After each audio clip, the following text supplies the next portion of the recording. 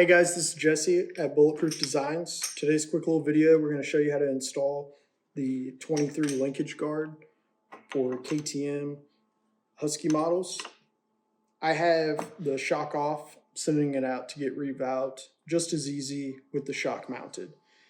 Previous years, we used the shock bolt. You had to take it out, put the guard on, reinstall the bolt.